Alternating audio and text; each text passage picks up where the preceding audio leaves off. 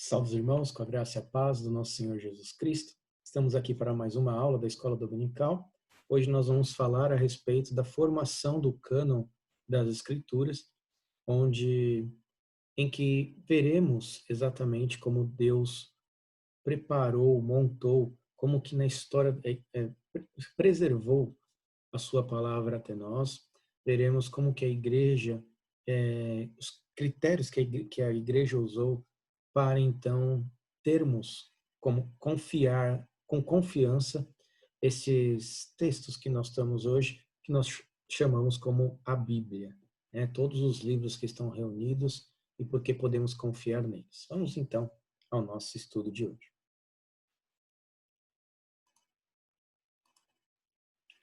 Bom, doutrina 2. Estamos aqui então na organização dos livros, falaremos sobre o cânon da Escritura.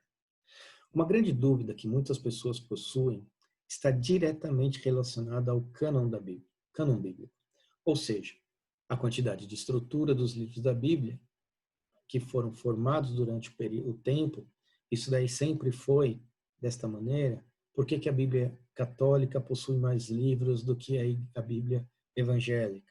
Por que então existem essas diferenças? E aqueles outros livros que todo mundo costuma citar, como por exemplo o filme que fala sobre o Código da Vinci, que levanta a questão de outros evangelhos. Como que funciona, então, esta questão? Como que nós podemos ter certeza? Bom, não é incomum vermos pessoas adeptas ao cristianismo questionando estas coisas, do porquê que a Bíblia Católica possui mais livros, de onde vem. Mas vamos tentar, então, vamos buscar a resposta nas Escrituras e na história para que possamos compreender como que isso funciona. Cânon. Cânon é o nome que nós damos para o conjunto de livros que nós temos hoje, conhecido como Escritura, e que é composto por diversos outros livros. Você já assistiu o Código da Vinci? Com certeza, muitos assistiram, não sei se todos, mas é um filme bem polêmico, um filme bem perturbador, e esse filme procura tirar a confiança das Escrituras baseado em críticas inventadas por meio de falsificação de informações para criar argumentos contra a autoridade da Bíblia.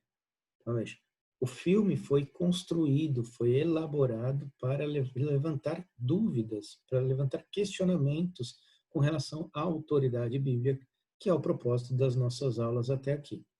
Então, antes da gente continuar com o estudo das Escrituras, é bom observarmos o que significa o cânon. Bom, é uma palavra grega, cânon é uma palavra grega que foi transliterada para o português. O que é transliterado?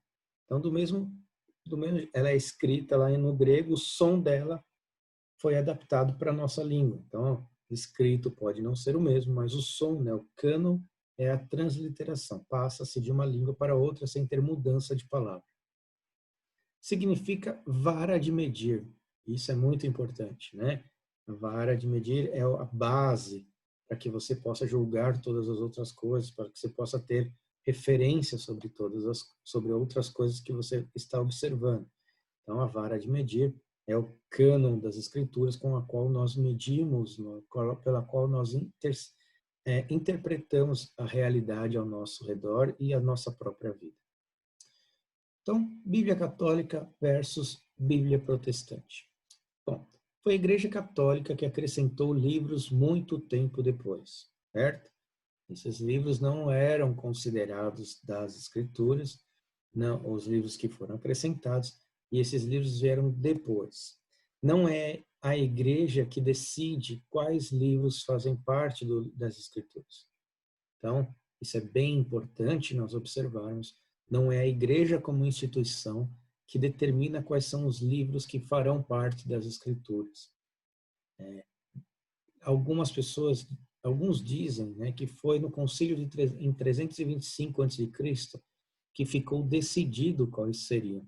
Então, quando nós vemos lá o próprio filme do Código da Vinci, ou alguns outros críticos, eles vão falar que isso ficou decidido em um concílio.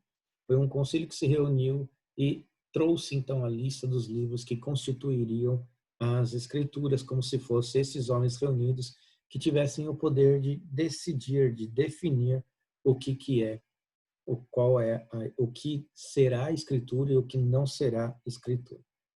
Então, mas houve uma outra reunião para resolver isso que aconteceu em 390 a.C. Então, não foi em 325 que isso ficou definido, isso ficou definido em 390 a.C. Os livros também, além de, primeiro, agora nós, apesar de vermos aqui que não são os homens que definem o que é o livro, o que é escritura, o que não é escritura, nós devemos ter em mente que os livros também não caíram do céu após João escrever Apocalipse. Então, acharam um livro lá onde continha todos os livros das escrituras, está escrito, esta é a palavra de Deus. Não, ninguém achou nada disso. Então, os livros foram escritos em tempos diferentes, por pessoas diferentes, em momentos diferentes, sim, e isso foi reunido em algum momento, e nós precisamos entender isso. O estabelecimento das escrituras, né, é a forma que a Igreja Católica discutiu o assunto. Então, eles falam que estabelecer, veja, que o estabelecer está no homem em estabelecer alguma coisa. Aqui, no caso, os protestantes, eles não usam a palavra estabelecimento. Há um grande problema entre estabelecer. Pois a partir do momento que eu não confiar no estabelecimento da pessoa, eu posso estabelecer outro livro como sendo a escritura. São homens estabelecendo alguma coisa. Então, não é meu julgamento que vem, então, que vai definir o que é escrituras. Por isso que os protestantes não usam a palavra estabelecimento, eles usam a palavra reconhecimento das escrituras. O reconhecer não está na pessoa, está na pesquisa. Então, a partir do momento em que ele observa, ele reconhece, esta é a escritura. E quais são os pressupostos, então, que vão servir de base para este reconhecimento das Escrituras? Bom, os 39 livros do Antigo Testamento. Quando nós lemos lá em Josué 1, versículo 8 a 9, está escrito: não cesses de falar desse livro da lei, antes medita nele dia e noite, para que tenhas cuidado de fazer segundo tudo quanto nele está escrito, então farás prosperar o teu caminho e serás bem-sucedido. Não te mandei eu? Ser forte e corajoso? Não temas, nem te espantes, porque o Senhor teu Deus é contigo por onde quer que andares. Então você veja que aqui Deus falando com Josué, ele diz para meditar no livro da lei, né? Quer dizer, para meditar, para aprofundar, para conhecer, para fazer tudo o que está escrito nesta lei. Né? Então, ou seja, eu preciso meditar para fazer de acordo com este livro, para viver de acordo com este livro. Deus está falando para Josué que ele deve viver de acordo com o que está escrito. E o que era este livro da lei, né? Bom, o livro da lei. Os profetas se reportam ao Pentateuco. Então, todas as vezes que Israel se desviava do Senhor, Deus levantava um profeta que ia à frente do povo de Deus, ou ia para o rei, ou ia para a nação de Judá, ou ia para a nação de Israel, ou até mesmo ia para as nações vizinhas, e eles diziam que a vontade do Senhor, que eles estavam agindo contra o livro da lei. Então, é natural e é o que sempre acontece com os profetas. Muitas pessoas interpretam as profecias como os profetas como aqueles que estão falando que vai acontecer no futuro. O que na verdade está acontecendo com esses profetas é que ele está apontando para trás. Ele está mostrando que no presente, o povo presente está cometendo pecado contra aquilo que foi estipulado pela lei, pelo que Moisés falou. Então, o Pentateuco é a base de toda a escritura. O livro da lei é o Pentateuco. Vocês não... os profetas, então, é constante você ouvir os profetas. Vocês não estão seguindo o que Deus estabeleceu. Existem casos em que está escrito, vocês não seguirão o que Deus estabeleceu. Então, ele está profetizando por uma nação que ainda não caiu, mas está avisando que ela vai se afastar da lei do Senhor. E é importante entender o porquê que ele está falando isso, mas isso entra no estudo de profecias, entra no estudo do livro e foge do nosso escopo de hoje. O que é importante é nós observarmos que os profetas apontavam para o Pentateuco como uma forma de demonstrar que no presente, no momento em que o profeta está ali anunciando a vontade do Senhor, ele está apontando para que o povo possa se arrepender e não se afastar da lei. Está advertindo para que as pessoas permaneçam no caminho do Senhor. Então, nós vemos que os profetas eles são totalmente dependentes do Pentateuco. Eles não agem por conta própria. Eles não são indiferentes como acrescentando coisas novas. Na verdade, ele está chamando a atenção para aquilo que já foi revelado a Moisés. E é curioso que Jesus e os seus discípulos também vão reafirmar isso. Por exemplo, quando nós vemos lá a caminho de Emaús, Jesus, né, com aqueles discípulos a caminho de Emaús, nós temos dois versículos que vão apontar algo bem interessante. No versículo 27 do capítulo 24, ele diz: "E começando por Moisés, discorrendo por todos os profetas, expunha-lhes o que a seu respeito constava em todas as Escrituras." Então, veja, e começando por Moisés, expunha o que possui em todas as Escrituras. Jesus aqui coloca a lei de Moisés, o livro da lei, né, que nós vemos em Josué, que nós vemos nos profetas. Jesus pega este livro, considera Escritura, a palavra de Deus, e acrescenta outras escrituras, que no nosso caso aqui são os profetas que apontaram para o Pentateuco. Então há uma referência bem interessante interna nas escrituras, que a própria Bíblia apontando para o que deve ser então escritura. E a Bíblia então aponta para os profetas que são considerados escrituras, são aqueles que apontam para o pecado do povo em transgredir a lei, o Pentateuco. Então, versículo 44, Jesus vai dizer novamente: "São estas as palavras que eu vos falei, estando ainda convosco. Importava se cumprisse tudo o que de mim está escrito na lei de Moisés." E aí Jesus acrescenta agora, em vez de ele falar todas as escrituras, ele fala nos profetas e nos salmos. E isso é interessantíssimo. Veja que Jesus expande o conceito de escrituras. Escrituras não é só o Pentateuco. Escrituras também são os profetas que profetizaram com relação ao povo que estava se afastando da lei. E agora Jesus acrescenta os escritos, né, que são os salmos, os livros de sabedoria. Jesus acaba por se referir a toda a Bíblia hebraica. Então Jesus nos dá a pista do que deve ser considerado escritura. É o próprio Cristo determinando o que deve ser considerado escritura. E aí vem a Bíblia hebraica que a gente conhece, que nós chamamos de a Tanakh. Aí você vai falar assim: "Arthur, Tanakh, a Bíblia hebraica não é a Torá?" Bom, é também. A Tanakh são os 39 livros do Antigo Testamento. Tanakh refere-se às três maiores divisões da Bíblia hebraica. Então, a primeira divisão é a Torá, que é o livro da lei. É o que contém Gênesis, Êxodo, Levíticos, Número e Deuteronômio. Então, a Torá é constituída desses 5 primeiros livros: Gênesis, Êxodo, Levíticos, Números e Deuteronômio. Depois, vem aquilo que nós chamamos de Neviim. O que são os Neviim? São os profetas. Profetas, então, no caso, entram Josué, Juízes, Samuel, Reis, Isaías, Jeremias, Ezequiel e os 12 profetas menores: Oséias, Joel, Amós, Obadias, Jonas, Miqueias, Naum, Abacuque, Sofonias, Ageu, Zacarias e Malaquias. Então, aqui é curioso nós observarmos que Samuel, Josué, Juízes, Reis, são considerados os antigos profetas pela Tanakh, por aquilo que já era definido pelos próprios judeus, aquilo que sempre foi considerado pelos judeus como sendo a palavra do Senhor. Então, nós temos os Neviins. E temos também o Ketuvim, que é o quê? Os livros da verdade, os 5 pergaminhos e outros escritos. Quais são os livros da verdade? Salmos, Provérbios e Jó.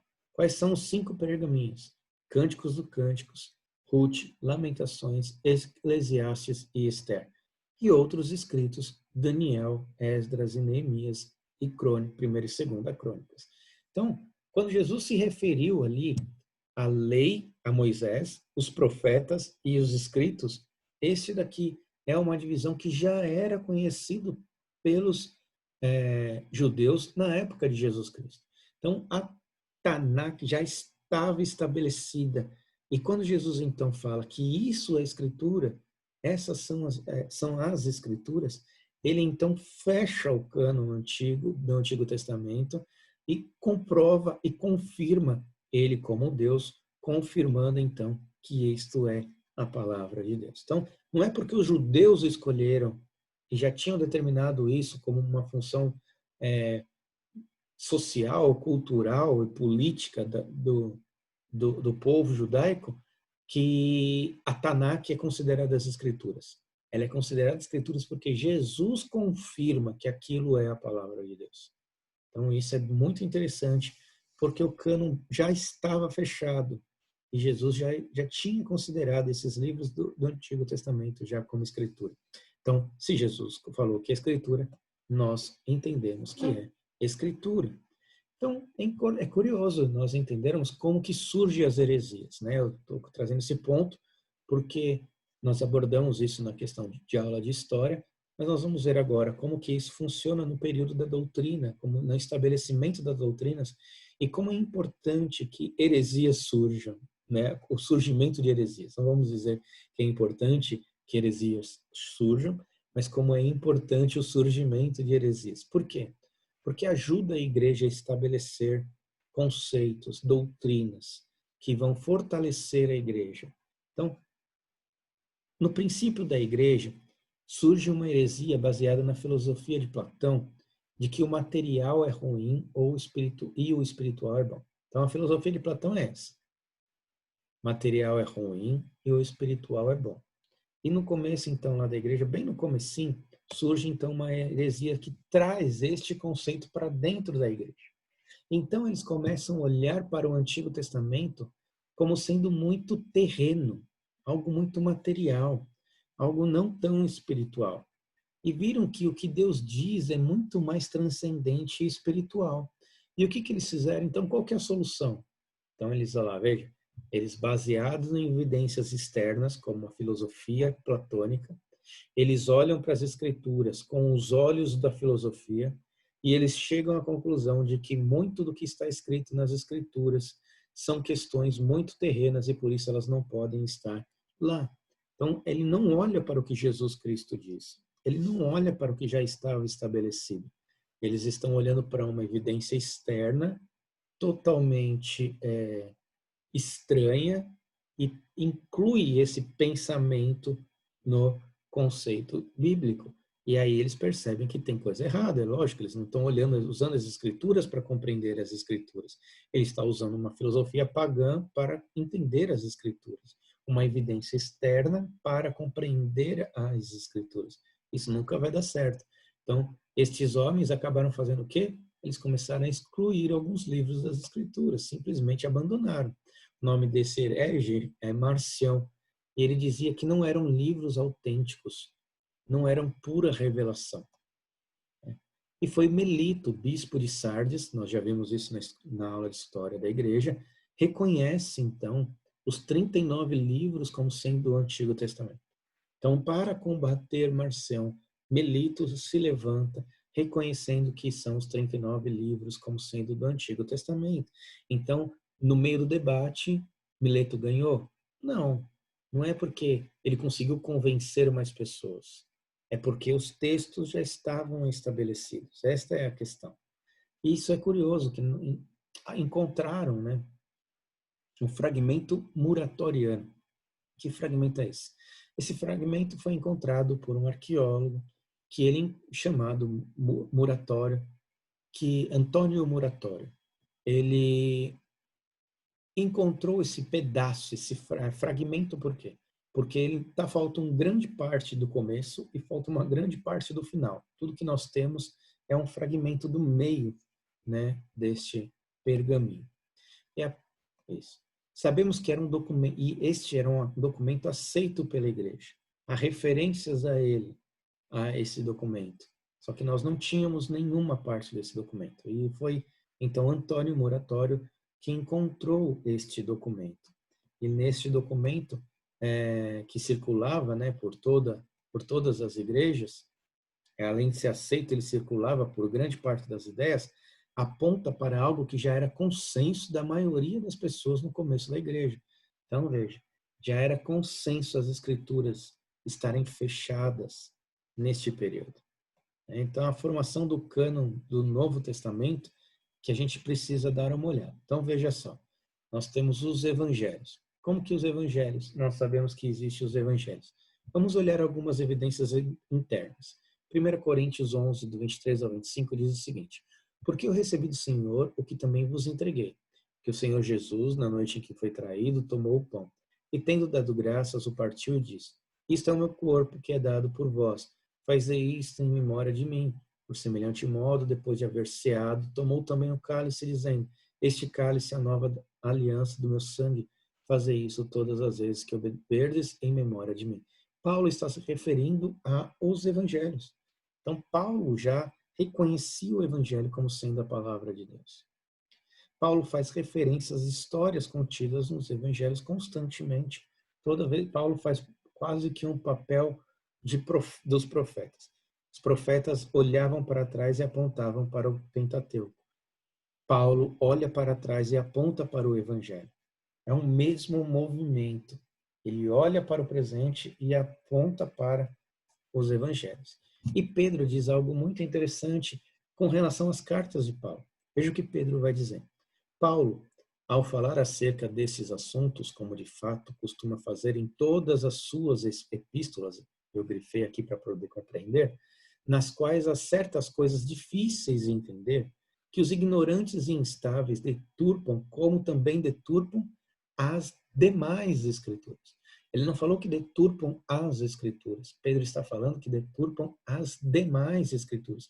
Pedro considera os escritos do apóstolo Paulo como já sendo escritura. Né? Então, ele já inclui as epístolas de Paulo na Tanakh, né? Naquilo que é escritura. Então, nós temos aí uma extensão do cânon que passa do Antigo Testamento, entra nos evangelhos e já vai até as cartas paulinas. Policarpo e outros pais da igreja, homens que viveram no comecinho da igreja ali, viveu entre 90 e 140, ele diz o seguinte: há referências de vários livros bíblicos do Novo Testamento. Vários. Esses livros são citados como possuindo autoridade.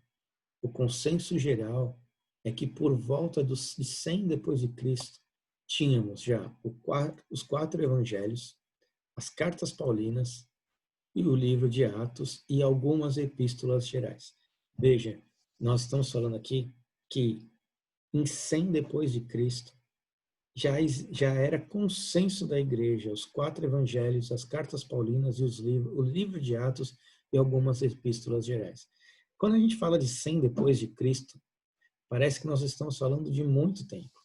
Mas nós devemos lembrar que João, ele faleceu por volta de 90 depois de Cristo. Então, quer dizer, 10 anos depois da morte de João, nós já temos evidências do cânon completo, das escrituras já definidas. É claro que não eram as únicas vozes. É claro que existiam outras vozes, existiam outros pergaminhos. No mesmo período, por volta de 100 depois de Cristo, existiam outros livros que já eram conhecidos como falsos evangelhos. Então, não eram conhecidos como escritura. O que era conhecido como escritura é o que eu falei anteriormente. Estes outros livros já eram conhecidos na época como sendo falsos evangelhos. Isso, a falsidade, falsos profetas já existiam no tempo de Jesus Cristo, já existiam no tempo de Paulo, de Pedro, João. Eles já lutavam contra esses falsos evangelhos. Eles já lutavam contra aquilo que procurava substituir aquilo que é a revelação de Deus. Então, em 100 depois de Cristo, havia sim outros livros. Nós tínhamos, por exemplo, o Evangelho de Tomé, tínhamos o Evangelho de Judas. Veja, eles recebem o nome de Evangelho, recebem o nome de outros apóstolos. Contudo, não eram textos desconhecidos. Eles conheciam sim e consideravam evangelhos falsos. Irineu cita, por exemplo, o Evangelho de Judas, mas ele diz que existem apenas 4 evangelhos. Ele menciona aquele documento, mas ele afirma existir somente 4 evangelhos e não 5. Então já existiam 4 evangelhos que estavam estabelecidos. O Evangelho de Judas não entra. Irineu confirma a existência de somente 4 como escritura. Haviam outros livros também ditos ser dos apóstolos. Nós temos lá o Apocalipse de Pedro. Era aceito por algumas poucas igrejas por volta de 100 a.C. a 200 a.C. Está errado aqui, irmãos. É dos 100 depois de Cristo e 200 depois de Cristo. Por volta, então, desse período, entre 100 e 200 depois de Cristo, nós já tínhamos 85% do Novo Testamento confirmado. Então, voltando ao fragmento muratoriano, ele vai explicar como reconhecer os livros canônicos. Então, é um livro deste período, 140 depois de Cristo, que vem com explicações para que possamos reconhecer e não estabelecer, mas que possamos reconhecer quais são os livros que devem ser considerados canônicos. Primeiro, deve ser escrito por um apóstolo. Por quê? Porque apóstolos eram testemunhas, eles viveram com Cristo. Eles podem confirmar que o que está escrito foi ou não, aconteceu de verdade ou não. Se eu escrever alguma coisa da vida de Jesus hoje, eu estou especulando porque eu não estive presente. Agora não, os apóstolos estiveram, eles viram e eles tocaram em Cristo, né? Eles eram testemunhas, possuíam autoridade vinda do próprio Cristo também. Foi Cristo que deu autoridade a esses homens. Eles não se auto-intitularam apóstolos, eles não simplesmente abraçaram a ideia e falaram assim, não, vamos sair escrevendo cartas e vamos criar um Cristo, vamos criar uma religião. Não, eles agem movidos pelo próprio Cristo, que foi eles que deram autoridade, foi ele que deu autoridade a eles. Segundo, deve ter conteúdo teológico apropriado. E aqui é muito curioso, que quando nós pegamos esses evangelhos de Tomé, evangelho de Judas, se você tiver oportunidade, pode procurar na internet, leia esses evangelhos e leia os evangelhos que nós temos nas Escrituras. E nós vamos ver que a narrativa do evangelho que nós temos nas Escrituras, ele é muito mais sólida, muito mais verídica, plausível, aceitável do que aquilo que nós podemos ler no Evangelho de Tomé e no Evangelho de Judas. Há um certo misticismo envolvido nestes evangelhos que não tem nos 4 evangelhos. Há um certo, como que eu vou dizer, uma linguagem misteriosa, figurada, que não tem nos outros 4 evangelhos. Então veja, uma linguagem figurada. Nós temos lá uma linguagem mística, uma linguagem muito distante de compreensão, algo totalmente meio, como que eu vou dizer, meio fora da realidade, em comparação com os evangelhos que nós temos. Então, ao comparar os 6 evangelhos, você automaticamente vai perceber que o evangelho de Judas e Tomé não se enquadram no conteúdo teológico apropriado, né? Porque o conteúdo deve ser teológico e o conteúdo daquelas cartas não são teológicos, não tem um princípio teológico a ensinar. E outra, ele contradiz outros livros, os evangelhos. Então, para ser um livro canônico, ele deve ser escrito por um apóstolo e deve ter um conteúdo teológico apropriado que apoia outros livros. Veja, se nós pegarmos todo o Novo Testamento, ele apoia, ele dá fundamento para o Antigo Testamento. Ele explica, ele esclarece, ele aplica o Antigo Testamento. Então, não é uma coisa que ignora ou que contradiz, como acontece com com o Evangelho de Tomé e de Judas. Então, não deve ser misturados com textos agnósticos, que é muito o que parece os textos de Tomé e de Judas, que nós pseudo-Judas, pseudo-Tomé. Esses nomes foram atribuídos ao texto, e não que tenha sido eles que tenham escrevido de fato o texto. E deve ser reconhecido pela igreja. Arthur, você não está falando que não é a igreja que decide? Não é, veja, não estou falando que a igreja está determinando quais são os livros. A igreja está reconhecendo, o reconhecimento de que são palavras de Deus, no sentido de dar crédito àquilo. Atanásio fornece uma lista com os 27 livros do Novo Testamento em 367. E aí, em 390, no Concílio de Cartago, então aprovado, considerado, reconhecido os 66 livros das Escrituras. Os 35 livros do Antigo Testamento, mais os 27 livros do Novo Testamento. Em 390 a.C., há o reconhecimento de que esses são os livros do Novo Testamento no Concílio de Cartago. E aqui tem um trecho do que é um pedacinho do fragmento muratoriano, que diz o seguinte: veja, é uma carta, Mas Hermas escreveu: o pastor muito recentemente em nossos dias, na cidade de Roma, enquanto o bispo Pius, seu irmão, estava ocupando a cadeira da igreja na cidade de Roma, e por conseguinte, ele deve realmente ser lido. Mas não deve, ele está falando a respeito de si mesmo, do próprio fragmento. Mas não deve ser lido publicamente para o povo na igreja, ou entre os profetas, cujo número está completo, ou entre os apóstolos, pois ele é de depois de seu tempo. Então, veja, o Código Moratório, se referindo a ele mesmo, se refere como um documento importante, mas não tão importante a ponto de ser lido junto com aquilo que ele considera Escritura, como os livros do Antigo Testamento, como os Evangelhos e como as cartas. Então, olha que beleza, ele não se coloca em pé de igualdade, mas ele te ajuda a compreender isso. Então, nós temos algumas evidências internas pelo próprio texto e algumas evidências externas de como que isso funcionou, de que reconhecer não é determinar o que é ou não, não é estabelecer o que é Escritura, é reconhecer. O fato é, a própria Bíblia aponta para quem ela é. E aí nós temos o que nós chamamos hoje do cânon das Escrituras. Conclusão.